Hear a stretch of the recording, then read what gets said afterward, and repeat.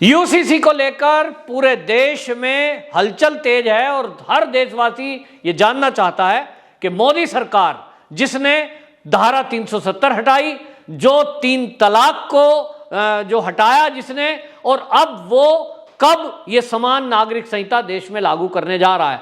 आपको बताएं, देश की आजादी के बाद से जिस तरह से कांग्रेस की सरकारों ने पक्षपातपूर्ण रवैया किया, जवाहरलाल नेहरू जो कि पहले प्रधानमंत्री थे, उनके समय में हिंदू कोड बिल को रद्द कर दिया गया, वहीं मुस्लिम पर्सनल लॉ ये देश में लागू रहा। मुस्लिम पर्सनल लॉ माने तो सरिया कानून इस देश में लागू किया गया कुछ चीजों में, और एक विशेष धर्म के कारण उनको छूट दी गई। आपको बताएं, हमारे देश में ये जो समान नागरिक संहिता है, इसको लेकर के मांग उठती रही है कि जब हमारे देश में एक संविधान है और यहां इस देश में सभी लोगों पर वो लागू क्यों नहीं है। क्योंकि आपको बताएं, जो अनुच्छेद 44 है हमारे संविधान की धारा, उसमें समान नागरिक संहिता का जिक्र किया गया है कि भारत के जो भी नागरिक हैं उसके ऊपर, सभी के ऊपर एक समान नियम, कायदा, कानून लागू होगा। लेकिन आपको बताएं, बड़ी चालाकी के साथ देश की आजादी के बाद से जवाहरलाल नेहरू जब देश के प्रधानमंत्री थे, उन्होंने उस समय हिंदू कोड बिल को ये कहते हुए कैंसिल कर दिया था, रद्द कर दिया था कि अब देश में एक संविधान है और वो संविधान से देश चलेगा। लेकिन वहीं आपको बता दूं, शादी विवाह, तलाक, उत्तराधिकारी, संपत्ति का अधिकार, गोद लेने का अधिकार, कायदा कानून, उनको धार्मिक समूह के आधार पर आजादी दे दी गई, क्रिश्चियन को और मुस्लिमों को, ये कहते हुए कि ये तो अपने धर्म के अनुसार चलेंगे, हिंदू जो धार्मिक मान्यता है उसके अनुसार चलेंगे। और इसी में हिंदुओं को बाउंड किया गया कि वो एक ही विवाह कर सकते हैं।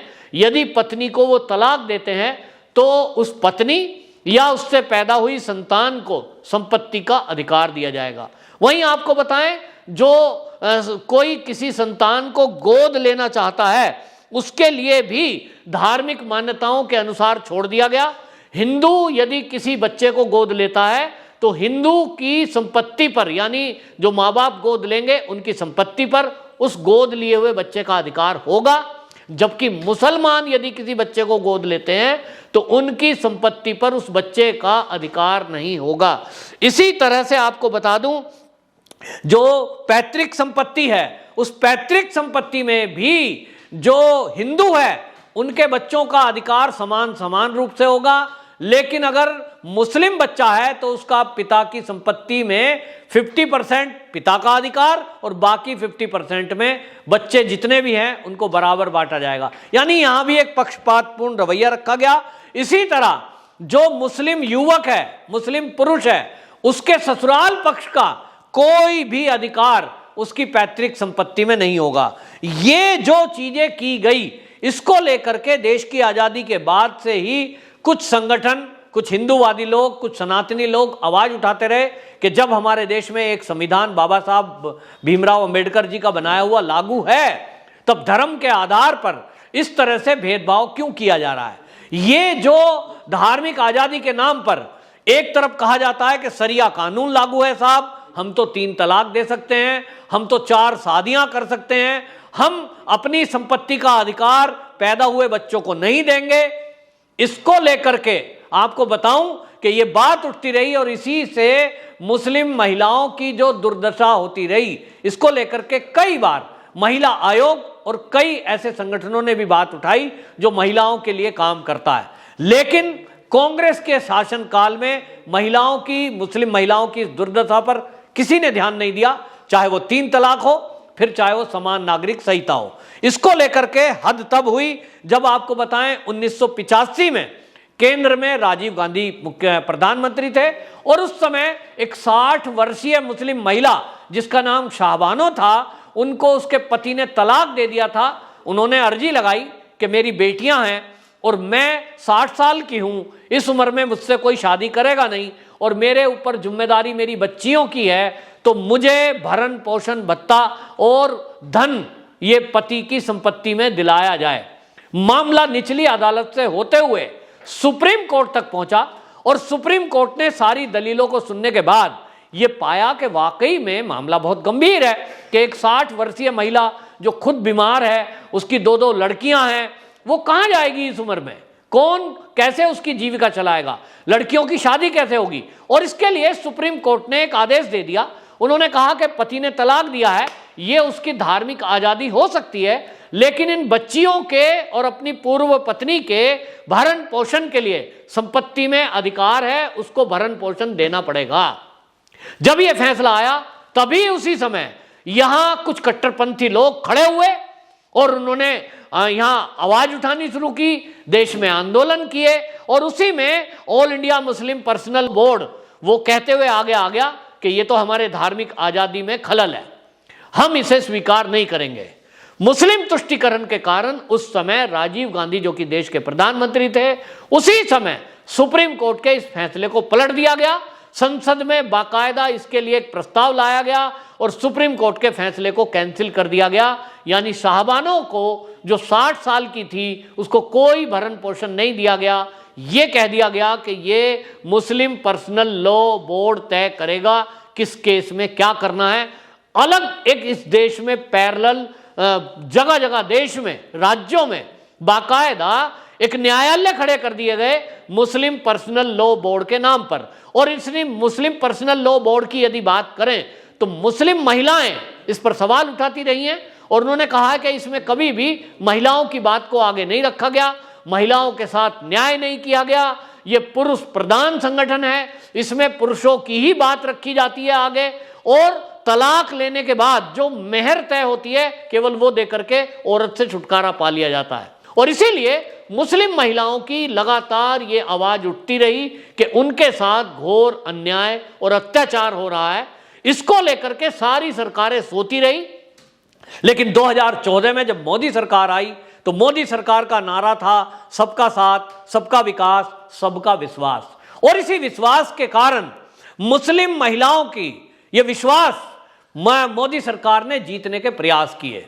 और इसी के चलते मोदी जी ने वादा किया था 3 तलाक को खत्म करेंगे, खत्म कर दिया गया। क्योंकि हमने देखा था कि कई बार गुस्से में, कई बार टेलीफोन पर, कई बार व्हाट्सएप पे मुस्लिम महिलाओं को तलाक तलाक तलाक लिखकर तलाक दे दिया जाता था, जबकि कई दुनिया के इस्लामिक देशों में ये 3 तलाक की बुराई देखते हुए इसको खत्म कर दिया गया। क्योंकि लोगों का कहना था कि कई बार क्रोध में, कई बार गलती से अगर तलाक तलाक मुंह से निकल गया तो इससे किसी की जिंदगी नरक नहीं बना सकते, और इसलिए खत्म कर दिया गया। लेकिन भारत में कुछ कट्टरपंथी सोच के लोग इसको लागू रखे और उन्होंने हमेशा इसके खिलाफ मुस्लिम महिलाओं को खड़े नहीं होने दिया।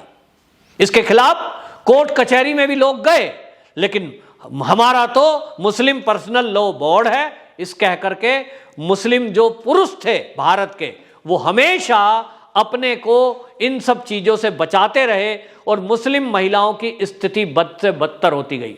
मोदी सरकार ने अब तय किया कि 3 तलाक को वो खत्म कर चुके, लेकिन अभी भी केवल भरण पोषण भत्ता उनको मेहर के रूप में मिलता है, यानी वो मिलना कंपलसरी नहीं है, जिसके कारण स्थिति में अभी सुधार नहीं आया।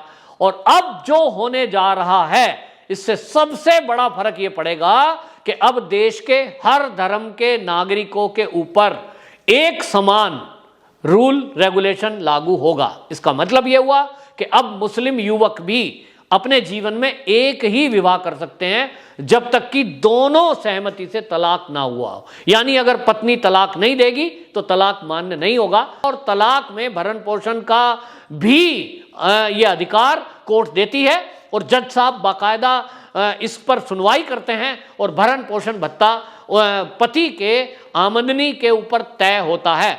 अब ये मुस्लिम पुरुषों के ऊपर भी लागू होगा। इसका फर्क क्या होने वाला है? तो निश्चित रूप से इससे फर्क यह होगा कि जो मुस्लिम युवक 5-5 शादियां कर लेते हैं, 4-4 तलाक दे देते हैं, 4-4 शादी करते हैं, अब वो एक ही विवाह करेंगे। यदि वो दूसरा करेंगे तो पहली वाली पत्नी को उन्होंने को अपनी प्रॉपर्टी में से हिस्सा देना पड़ेगा, पैदा हुए बच्चों को उनका हक देना पड़ेगा, स्कूल की फीस, बाकी सारा भरण पोषण ये देना पड़ेगा। और इसलिए व्यक्ति सोचेगा, 10 बार सोचेगा, हिंदू तो ऐसा करते हैं, मुस्लिम क्यों नहीं करेंगे, क्रिश्चियन क्यों नहीं करेंगे।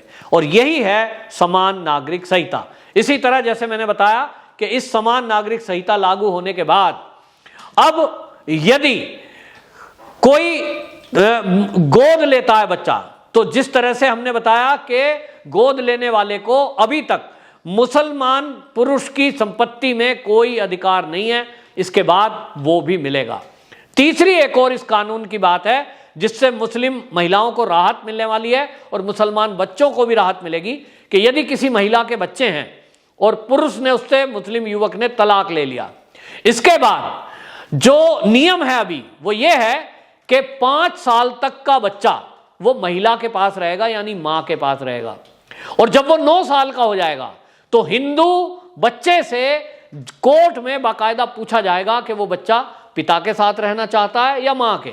तो 9 साल की अवस्था में बच्चे को पूछताछ के लिए कोर्ट में बुलाया जाता है, उसको ये छूट है। यहीं आपको बता दें, मुसलमान धर्म में बाकायदा आपको बता दें कि ये छूट नहीं है, और मुस्लिम यदि बच्चा है तो वो 7 साल तक मां के पास रहेगा, 2 साल अधिक वो मां के पास रहेगा, और इसके अलावा उससे कोई पूछताछ का प्रावधान अभी तक के कानून में नहीं है कि वो पिता के साथ रहना चाहता है या मां के, पिता की मर्जी के ऊपर है।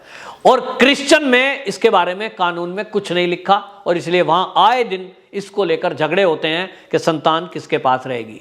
इससे कोर्ट कचहरी का काम बहुत बढ़ता है, वर्कलोड कोर्ट कचहरियों के ऊपर बढ़ा हुआ है, और जब समान नागरिक संहिता लागू होगी निश्चित रूप से कोर्ट का काम घटेगा, लोड वर्कलोड जो है वो घटेगा, लड़ाई झगड़े घटेंगे, और मुस्लिम महिलाओं की स्थिति पहले से बेहतर होगी और बच्चों की भी स्थिति बेहतर होगी, क्योंकि उनको भरण पोषण भत्ते की ये जो सहायता है वो उनके पिता के वजह से, उसकी संपत्ति में अधिकार होने की वजह से मिलने जा रही है। तो ये आपको बता दें, इसी के बारे में अभी तक जो इसके खिलाफ आवाज उठा रहे हैं वो हैं all India Muslim personal law board के जो सदस्य हैं। उन्होंने बाकायदा इसका एक पत्र लिखा और सरकार को पत्र लिखते हुए कहा कि यदि देश में कॉमन सिविल कोड लागू किया गया तो हम मुसलमान इसको मानेंगे नहीं। वो पत्र लिखा है, और इस पत्र में महासचिव जो हैं इसके खालिद शैफुल्लाह रहमानी, इन्होंने बाकायदा साइन किए हैं, और इन्होंने सरकार को धमकी तक दी है कि यदि इस कॉमन सिविल कोड को लागू किया गया, ये हमारे धर्म की आज़ादी का हनन है, हम इसके खिलाफ आवाज उठाएंगे, यानी देश में आंदोलन करेंगे। इससे एक तरफ आपको बताएं केंद्र के लिए मुसीबत खड़ी हो सकती है, टकराव की स्थिति बन सकती है, लेकिन इसी कानून को लागू करने के लिए मुस्लिम महिलाएं बड़ी संख्या में पक्ष में इसके साथ खड़ी हैं। और ये इसलिए भी है कि दुनिया के ज्यादातर देशों में ऐसा होता है कि 2 विधान कहीं भी नहीं होते, ये केवल भारत है जहां इस तरह का पक्षपातपूर्ण रवैया और कानून में पेचीदगियां रखी गई, धर्म के आधार पर कुछ लोगों को छूट दी गई, कुछ लोगों को बंदिश में डाला गया। अब इसको लेकर के जहां अमित शाह जी का बयान आ चुका है, वहीं आपको बता दूं इसको पहले ही कई राज्यों में जहां भारतीय जनता पार्टी की सरकार है वहां के मुख्यमंत्री इसके लिए कमर कस चुके हैं, और बाकायदा कमेटी बना करके इसमें कुछ काम भी शुरू हो गया है। जिस तरह से उत्तराखंड है, वहां के धामी जी ने बाकायदा चुनाव के पहले घोषणा की थी कि हमारी अगर सरकार आई तो हम कॉमन सिविल कोड अपने प्रदेश में लागू करेंगे। इसी बात को लेकर के उत्तर प्रदेश में केशव प्रसाद मौर्य जो कि उप मुख्यमंत्री हैं, उन्होंने भी घोषणा की कि उत्तर प्रदेश में भी हम इसे जल्द लागू करने वाले हैं। इसी तरह असम के मुख्यमंत्री हेमंत बिस्वा शर्मा और भारतीय जनता पार्टी की जहां जहां सरकारें हैं वहां के मुख्यमंत्री इसके लिए बाकायदा एक ड्राफ्ट तैयार करके इसको राज्यों में लागू करने की पूरी तैयारी में लगे हुए हैं।